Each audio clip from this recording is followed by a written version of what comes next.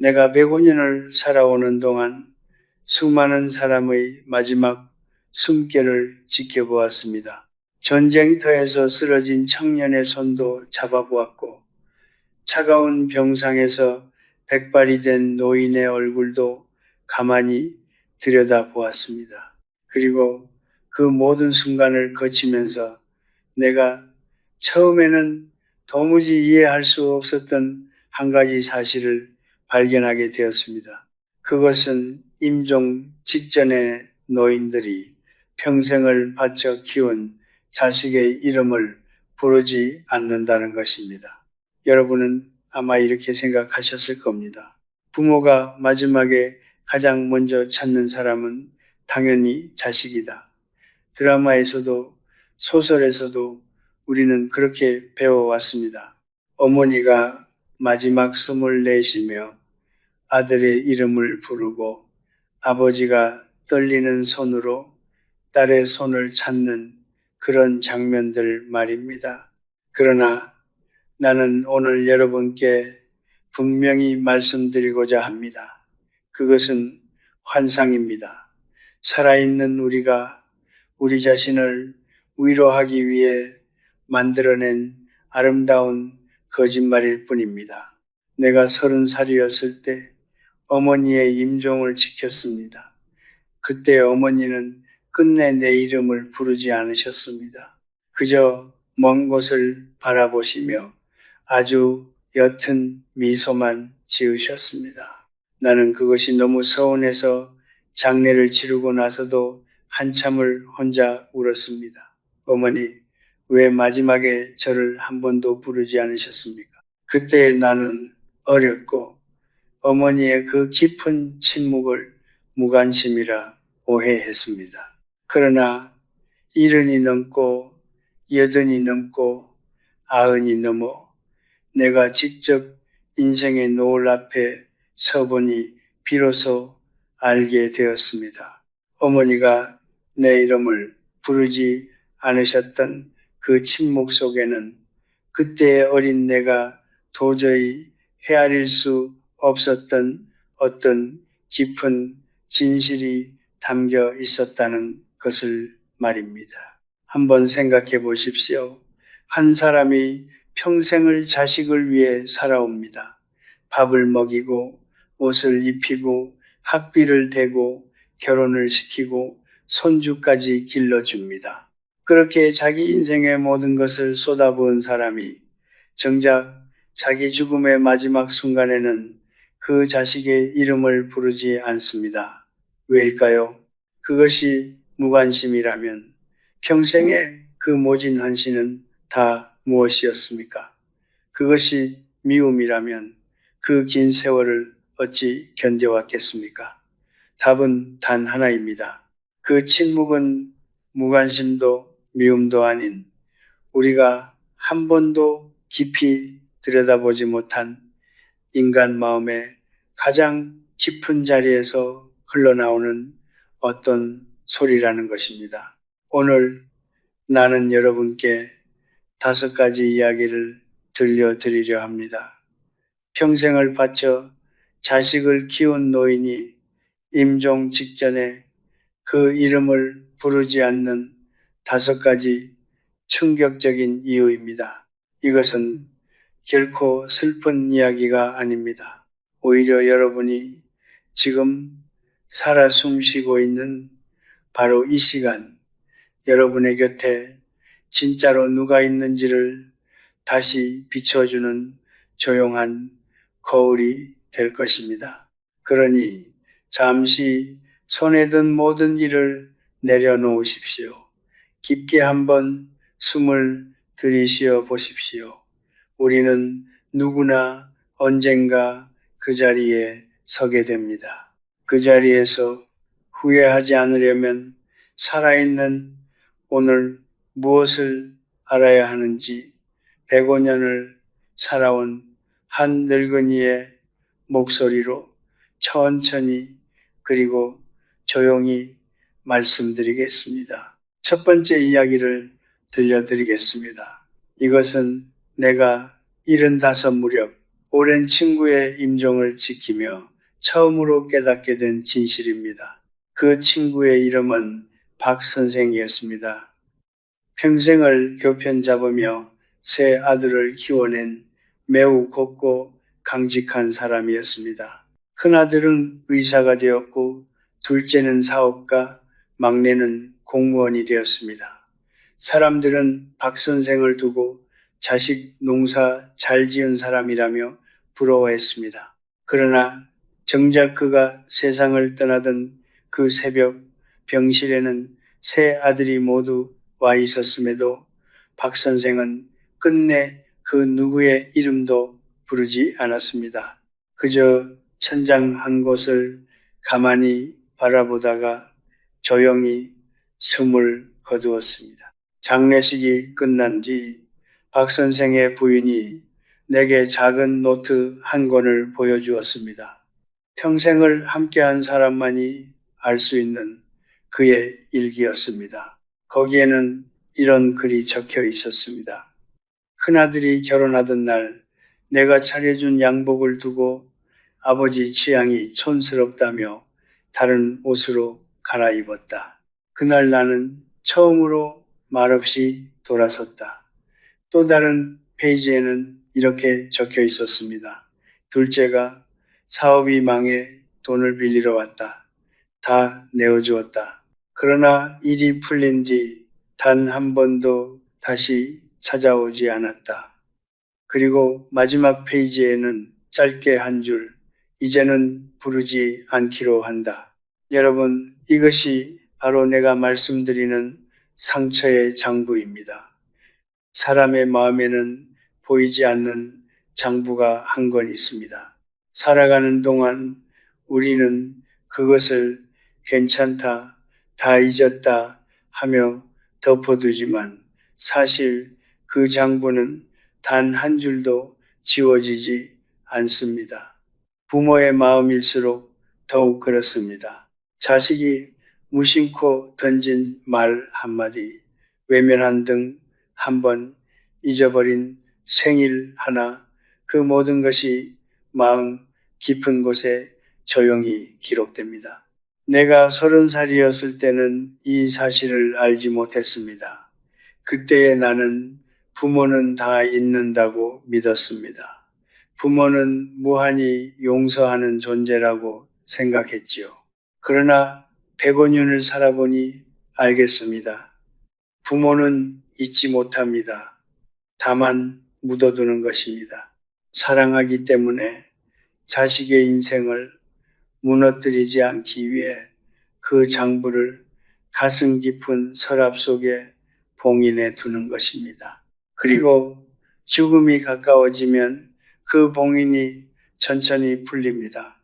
그러나 그때 부모는 더 이상 그 이름을 부르지 않습니다.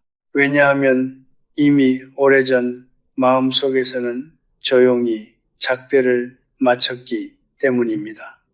부르지 않는 것은 미움이 아닙니다. 부르지 않는 것은 화도 아닙니다. 그것은 다만 이미 모든 것을 정리한 자의 깊은 평온입니다.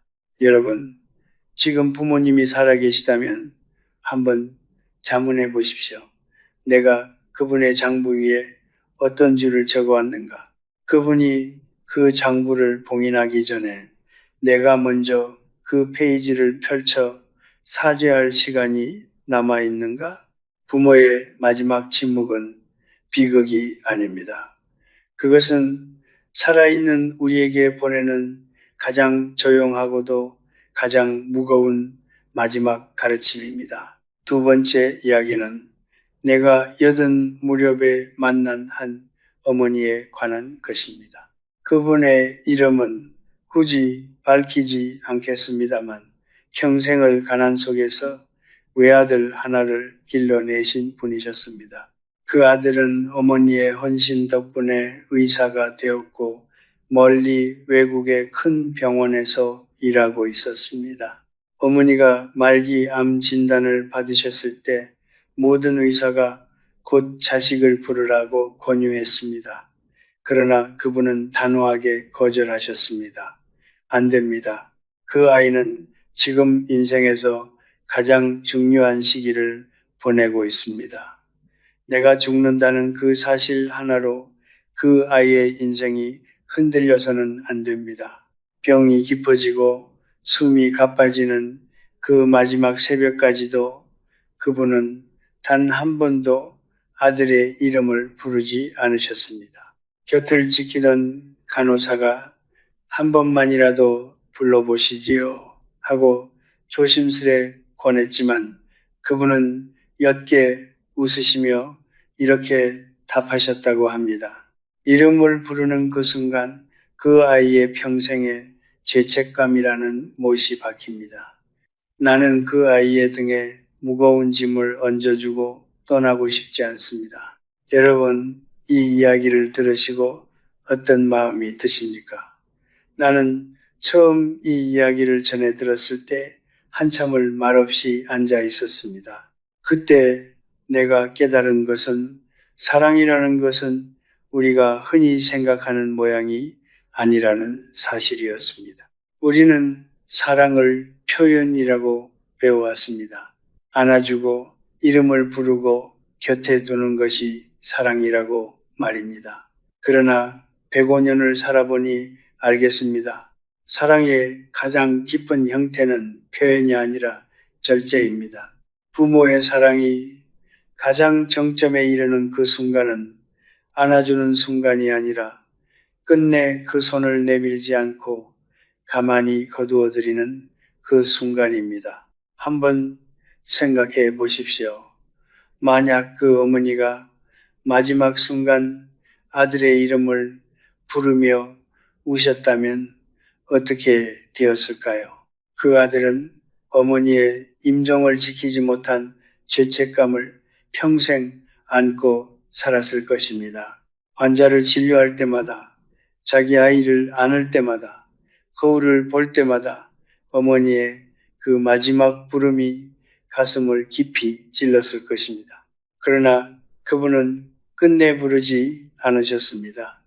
그래서 그 아들은 자유로울 수 있었습니다. 이것이 바로 진짜 부모의 사랑입니다. 자기 죽음의 무게마저 자식의 어깨에서 미리 덜어내고 떠나는 것, 그것이 한 세기를 살며 내가 본 가장 숭고한 사랑의 모습이었습니다. 내가 30이었을 때는 이것을 사랑이라고 부르지 않았을 것입니다. 그때의 나는 표현하지 않는 사랑은 사랑이 아니라고 굳게 믿었습니다. 그러나 이제는 압니다. 가장 깊은 사랑은 오히려 침묵 속에서 가장 크게 울린다는 것을 여러분, 만약 지금 여러분의 부모님이 어딘가에서 조용히 살고 계신다면 그분이 자주 연락하지 않는다고 서운해하지 마십시오. 그것은 결코 무관심이 아닙니다. 그분이 여러분의 삶을 흔들지 않으려는 평생에 걸친 사랑의 절제일지도 모릅니다. 부모는 부르지 않음으로써 사랑합니다. 그리고 그 침묵은 우리가 살아가는 동안 끝내 다 갚을 수 없는 가장 조용하고도 가장 무거운 선물입니다. 세 번째 이야기를 들려드리겠습니다. 이것은 함께 살았다고 해서 가까운 것은 아니라는 우리가 가장 외면하고 싶어하는 진실에 관한 이야기입니다. 내가 90이 되던 해 오랫동안 알고 지내던 한 노신사의 임종을 지킨 적이 있습니다. 그분은 슬하에 아들 둘과 딸 하나를 두셨고 그중 큰아들 가족과 한 집에서 무려 30년을 함께 사셨습니다. 한 식탁에서 밥을 드시고 한 거실에서 텔레비전을 보시고 같은 마당에 같은 화분에 물을 주시며 살아오신 분이었습니다. 사람들은 그 가족을 두고 참 화목하다고 입을 모았습니다. 그러나 임종의 자리에서 큰아들은 그토록 오래 함께 산 아버지께 무슨 말을 건네야 할지 끝내 알지 못했습니다. 손을 잡았지만 어색했고 무슨 말이라도 꺼내려 했지만 입술만 가늘게 떨릴 뿐이었습니다. 그리고 아버지 또한 마지막 순간까지 그 아들의 이름을 부르지 않으셨습니다. 그저 천장을 가만히 바라보시며 아주 짧게 한숨을 한번 내쉬셨을 뿐입니다. 장례식이 끝난 뒤 그 큰아들이 내게 와서 울며 이렇게 말했습니다. 교수님, 저는 아버지와 30년을 한 집에서 살았습니다. 그런데 정작 아버지가 어떤 음악을 좋아하셨는지, 젊을 적 무슨 꿈을 꾸셨는지, 마지막에 무엇이 가장 후회되셨는지 저는 단 하나도 알지 못합니다. 여러분, 이것이 바로 내가 말씀드리는 천리 밖의 거리입니다. 사람과 사람 사이의 거리는 발걸음의 수가 아니라 마음을 주고받은 횟수로 정해집니다. 한 지붕 아래 살았어도 마음을 나누지 않았다면 그 거리는 천리이고, 비록 멀리 떨어져 살아도 진심을 나누었다면 그 거리는 한 채도 되지 않습니다. 부모와 자식 사이에는 의무라는 이름의 다리가 놓여 있습니다. 그러나 그 다리는 시간이 지나면 닳고 비에 깎이고 결국 무너집니다. 새로 칠하고 보수하고 가끔 함께 그 위를 걸어야만 그 다리는 살아 있습니다. 그러나 우리는 흔히 이렇게 말하지요. 한 집에 사니까 됐다. 밥 사드리니까 됐다. 용돈 보내드렸으니까 됐다. 그 사이 다리는 조용히 그러나 분명하게 부식되어 갑니다. 그리고 어느 날 우리가 그 위를 건너려 할 때 비로소 알게 됩니다. 다리는 이미 오래전에 무너져 있었다는 것을 이름이라는 것은 참 신기합니다. 자주 부르지 않은 이름은 어느 순간 입에서 어색해집니다. 마치 외국어처럼 낯설어집니다. 임종 직전에 부모가 자식의 이름을 부르지 않는 이유 중 하나가 바로 여기에 있습니다. 평생 의무로만 이어져 온 관계 속에서 그 이름은 어느새 사랑의 호명이 아니라 그저 메마른 한 단어가 되어버린 것입니다. 내가 30살이었을 때는 가족이라는 이름의 무게만 믿었습니다.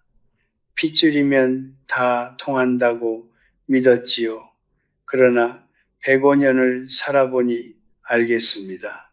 핏줄은 시작일 뿐이고 관계는 가꾸지 않으면 잡초처럼 시들어 갑니다. 여러분, 오늘 저녁 부모님께 전화 한 통 드려 보십시오. 안부가 아니라 그분이 젊으셨을 적 어떤 꿈을 꾸셨는지, 가장 행복했던 순간이 언제였는지 한번 여쭤보십시오. 임종의 침묵 앞에서 후회하지 않기 위해 우리는 살아있는 오늘 작은 다리 하나씩을 다시 놓아야 합니다. 가까이 있다고 해서 가까운 것이 아닙니다. 마음이 닿아 있을 때 비로소 가까운 것입니다. 네 번째 이야기를 들려드리겠습니다. 이것은 앞의 이야기들과는 조금 다른 인간의 영혼이 가장 마지막에 어디를 향하는가에 관한 이야기입니다. 내가 100살을 갓 넘겼을 무렵 한 노시인의 임종을 곁에서 지킨 적이 있습니다. 그분은 평생을 글과 함께 살아오신 분으로 슬하에 두 딸을 두셨습니다. 두 딸은 모두 효성스러웠고 마지막 며칠 동안 단 한순간도 어머니의 곁을 떠나지 않았습니다.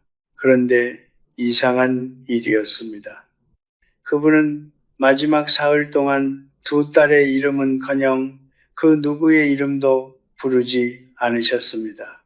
그저 창밖의 노을을 가만히 바라보시며 알아듣기 어려운 짧은 말들을 가끔씩 혼잣말처럼 내뱉으실 뿐이었습니다. 큰딸이 손을 잡고 어머니 하고 부르면 그분은 잠시 눈을 돌려 옅게 미소만 지으셨다가 다시 천천히 창밖으로 시선을 돌리셨습니다. 장례를 마친 뒤 작은 딸이 내게 와 물었습니다. 교수님, 어머니께서는 왜 마지막에 저희를 보지 않으시고 자꾸 창밖만 바라보셨을까요? 저희가 무엇을 잘못한 것일까요? 나는 그 손을 가만히 잡고 이렇게 답했습니다. 아닐세, 어머니는 자네들을 보지 않으신 것이 아니라네 더 깊은 곳을 바라보고 계셨던 것이지. 여러분, 인간의 영혼에는 두 개의 방이 있습니다. 하나는 바깥 세상을 향해 열려 있는 방이고 다른 하나는 자기 자신의 가장 깊은 곳을 향해 열려 있는 방입니다. 우리는 평생 첫 번째 방에서만 살아갑니다. 돈을 벌고 사람을 만나고 자식을 키우고 누군가의 이름을 부르며 살아가지요. 그러나 인생의 노을 앞에 다다르면 그 첫 번째 방의 문이 아주 천천히 닫히기 시작합니다. 그리고 두 번째 방, 그동안 한 번도 제대로 들여다보지 못한 그 고요한 방의 문이 비로소 열리는 것입니다. 그 방 안에는 자식의 이름도 명예의 이름도 재산의 이름도 없습니다. 그 방 안에서는 오직 한 가지 소리만이 들립니다. 그것은 자기 영혼이 평생 내고 있었지만 한 번도 조용히 들어주지 못했던 그 깊고 깊은 목소리입니다. 임종 직전에 부모가 자식의 이름을 부르지 않는 까닭이 바로 여기에 있습니다. 그분들은 결코 무관심한 것이 아닙니다. 다만 평생 처음으로 자기 자신과 온전히 마주하고 계신 것입니다. 그것은 어떤 외부의 이름보다도 무겁고 어떤 부름보다도 진실한 만남입니다. 내가 30살이었을 때는 이것을 알지 못했습니다. 그때의 나는 외부의 이름들로 가득 차 있었습니다. 누구의 아들, 누구의 남편, 누구의 아버지, 어느 대학의 교수, 그 모든 이름들로 나 자신을 정의했지요. 그러나 105년을 살아온 지금 나는 매일 새벽 1시간을 그저 가만히 앉아 있습니다. 아무 이름도 부르지 않고 아무것도 붙잡지 않으며 그저 내 영혼의 가장 깊은 곳에서 흘러나오는 그 조용한 소리에 귀를 기울입니다. 그리고 알게 됩니다. 평생 내가 그토록 시끄럽게 살아온 까닭은 바로 이 소리를 듣는 일이 두려웠기 때문이었다는 것을, 여러분, 진정한 평안은 무엇을 부르는 데에서 오지 않습니다. 그것은 모든 부름이 부른 자리, 모든 이름이 조용히 가라앉은 그 자리에서 비로소 피어납니다. 부모님의 마지막 침묵은 끝이 아닙니다. 그것은 평생을 살아온 한 영혼이 마침내 자기 자신에게로 돌아가는 가장 거룩한 귀향입니다. 다섯 번째 이야기를 들려드리겠습니다. 이것은 평생 마음 깊은 곳에 묻어두었던 어떤 이름이 인생의 가장 마지막 순간에 다시 살아 돌아오는 그 신비롭고도 슬픈 진실에 관한 이야기입니다. 내가 95이 되던 해 한 시골 마을의 노 부인이 임종하시는 자리를 지킨 일이 있었습니다. 그분의 연세가 89이셨고 자녀가 4명이나 되었습니다. 모두가 효자, 효녀로 마을에 소문난 자식들이었지요. 마지막 새벽 네 자식이 모두 어머니의 머리맡에 둘러앉아 그 손을 가만히 잡고 있었습니다. 그런데 그 부인께서는 그 마지막 순간 그토록 사랑하시던 네 자식 중 그 누구의 이름도 부르지 않으셨습니다. 다만 아주 가늘게 그러나 분명하게 같은 한마디를 거듭거듭 되뇌이셨습니다. 엄마, 엄마, 자식들은 모두 어리둥절했습니다. 어머니는 일찍이 부모를 여의셨고 외할머니에 대한 기억조차 거의 없으셨기 때문입니다. 큰딸이 울며 어머니, 저예요 하고 흔들어 보아도 그분은 그저 옅게 미소만 지으시며 다시 엄마 하고 부르셨습니다. 장례식이 끝난 뒤 큰딸이 내게 와서 이렇게 묻더군요. 교수님, 저희를 평생 키우신 어머니께서 왜 마지막에 저희가 아닌 외할머니를 부르신 것일까요? 그 외할머니는 어머니가 6살 때 돌아가셔서 얼굴조차 기억하지 못하시는 분이신데 말입니다. 나는 잠시 침묵하다가 이렇게 답했습니다. 자네 어머니는 평생 자네들을 부르며 사신 것이 아닐세. 평생 잃어버린 그 한 이름을 가슴 가장 깊은 곳에서 부르며 사신 것이지. 여러분, 인간의 마음에는 평생 채워지지 않는 빈자리가 하나씩 있습니다. 그 자리는 아무리 많은 사랑으로도 끝내 메워지지 않습니다. 자식이 1000번을 안아드려도 손주가 10,000번을 찾아와도 그 빈자리만은 그대로 남아 있습니다. 왜냐하면 그 자리는 우리가 가장 처음 사랑했지만 가장 먼저 잃어버린 어떤 이름이 차지하고 있는 자리이기 때문입니다. 먼저 떠난 배우자, 어린 시절 함께 흙을 만지며 놀던 동무, 전쟁통에 사라진 형제, 얼굴조차 흐릿해진 어머니, 그분들은 우리 곁을 떠난 것이 아닙니다. 다만 우리 마음의 가장 깊은 방으로 들어가 우리가 다시 자기 자신에게로 돌아오는 그날을 조용히 기다리고 계실 뿐입니다. 그리고 임종의 그 마지막 순간 그 방의 문이 활짝 열리면서 그 오래된 이름들이 비로소 다시 우리 입가에 떠오르는 것입니다. 이것이 인생의 가장 슬프고도 가장 정직한 진실입니다. 우리가 평생 가장 많이 본 사람과 평생 가장 깊이 사랑한 사람은 같지 않을 수도 있다는 것. 핏줄은 의무라는 끈으로 이어지지만 영혼의 동행자는 그와 별개로 정해져 있다는 것. 내가 30살이었을 때는 인생의 진짜 동반자가 누구인지를 늘 외부의 관계 속에서만 찾으려 했습니다.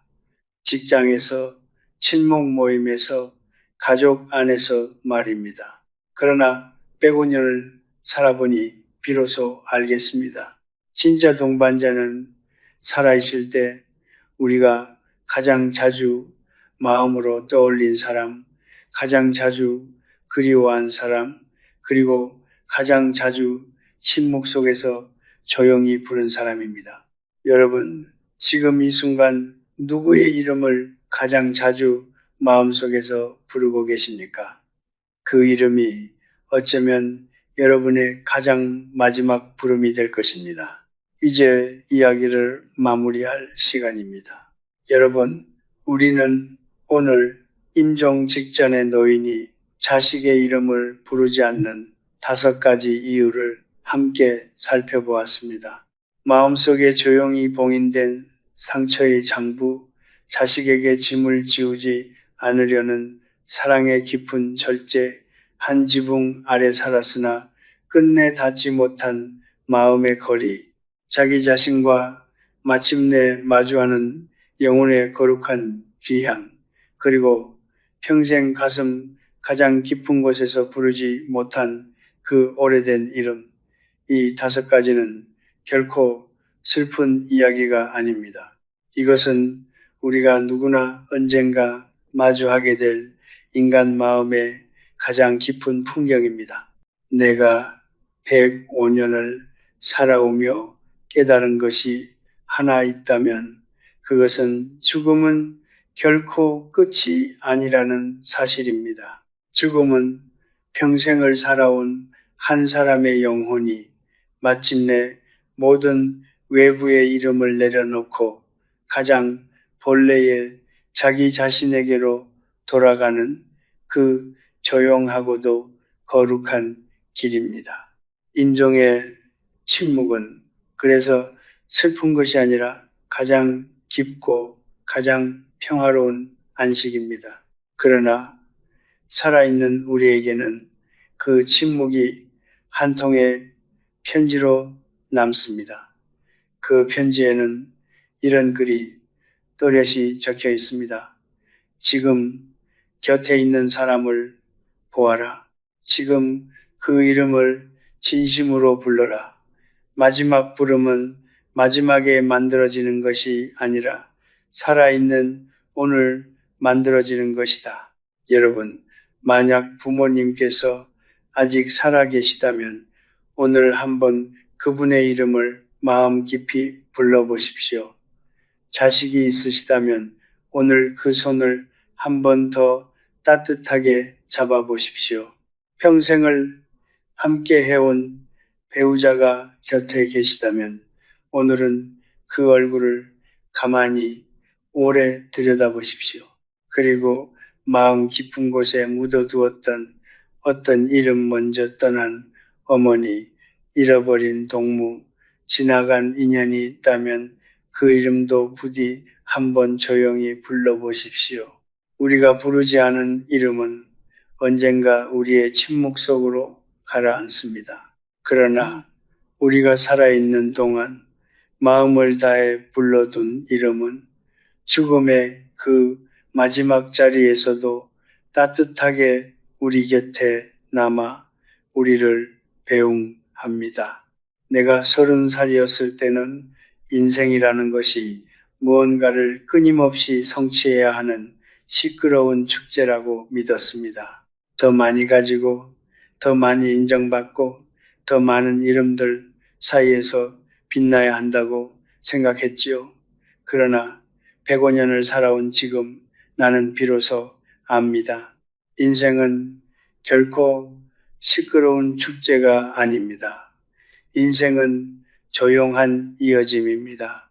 살아있는 동안 곁의 사람과 작은 진심을 나누고 그 진심들을 하루하루 가만히 쌓아가는 그 고요하고도 깊은 이어짐 말입니다. 여러분의 남은 길에는 부디 많은 부름이 있기를 바랍니다. 그러나 그 부름이 큰 소리일 필요는 없습니다.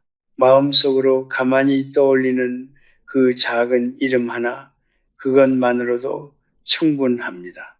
언젠가 여러분이 인생의 노을 앞에 서게 될 그날, 부르지 않아도 마음이 평온하기를, 침묵 속에서도 따뜻한 이름들이 곁에 함께하기를, 그래서 마지막 숨을 가만히 거두실 때 후회 대신 작은 미소 하나가 입가에 조용히 머물기를 105년을 먼저 살아온 한 늙은이가 진심으로 기원합니다.